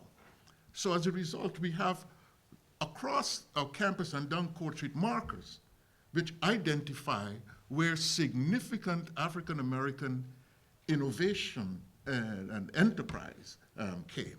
So Al Adams, I remember when we were working on the Berry Hotel, he says, you know, not only should you have the moment, but you're supposed to have a sung track. And his love for African-American music, classical music, introduces to Grant Stills, the African-American Symphony, which I think we should all listen to. It is an outstanding bit of music. And that was the sung track for that moment of recognition and reflection here. So Al Adams may have passed. Before he passed, he inspired me, because here he was at retirement, and I too was seeing that hand of retirement waving to me. And the question is, what do you do with life when you retire? My wife would tell you that I really have not retired. I just keep pottering around in a paper world. But Alvin inspired me to join with some colleagues, as he did, a group of volunteers, to create something. And the thing I created was the Guyana Cultural Association of New York. We're now in our 19th year, and that's driven by Alvin Adams. But Alvin is a perpetual pattern. He may have gone, but he lives in the African American Research and Service Institute. And today I'm proud to say that I'm part of an organization called the Mount Zion Preservation Society, which is one of the oldest African American churches in our state, pretty much in the Ohio River Valley. And we are working to preserve that and grow it to the next level. That's an inspiration of Al Adams. So it was a joy for us in African American Studies to have reconnected with Alvin Adams and to bring him back into the mainstream of Ohio University, where Bob could recognize that Al is a hero of his, where many of my colleagues in here can recognize that Alvin challenged us not only to write, but draw upon all the communication technologies that are available and emerging to tell this wonderful and inspiring story of a people who refuse to be sold down the river, but to lay roots and create a better place for all of us. And that's my recollection on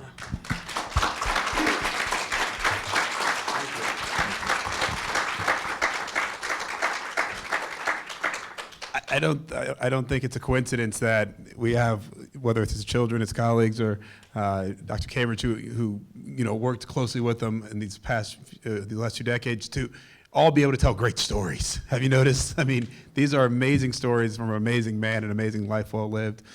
Thank you so much for that recollection. And I want to just give the opportunity, Ms. Evans, you want to close it out, and if you have any closing words or anything you want to say, because it's been obviously a remarkable couple hours here. I'll come to you, but if you want to say something.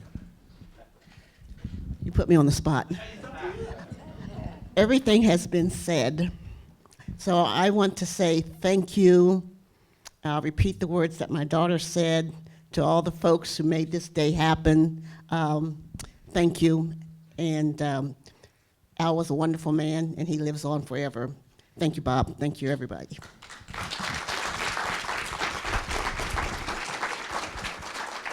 And thank you all for being here. I hope you were inspired or learned something. And again, for all you guys who traveled here, that's wonderful. Thank you so much. Just a very quick announcement, but first, thank you, Matt. In the Post, the current issue of the Post, I have copies down here. There is, I think you could say it's a commemorative issue with a little bit about today's program, but also we have 2 coming up events. Monday, we have Clarence Page speaking in this room at 4:30. He will receive the school's highest award, the Carbonanda Award.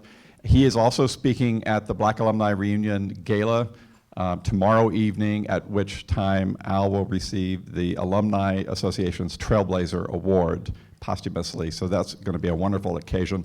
And then we have Ingrid Cyprian Matthews, one of the most powerful and important people at CBS News. She will be here Tuesday at 1:30. Both of those events are open to the public, so please grab a copy of the Post to make sure you are able to attend those events. Thank you again, Matt, and thank you to Amelia and Clay, and I hope that Al the Fourth will enjoy this when he's old enough to see the replay, and we're really honored that his grandchildren were both here, and of course Ada. And I would call your attention to across the hall in Lasher Learning Center. We have some items that the family has brought to share, so and some materials about Mount Zion Baptist Church. So I would encourage you to go across the hall. Then we will be back here in 20 minutes with Kyle Bowser, who's going to talk about how would we take a story like Al Adams and tell that story. So please come back at 11:50. Thank you very much.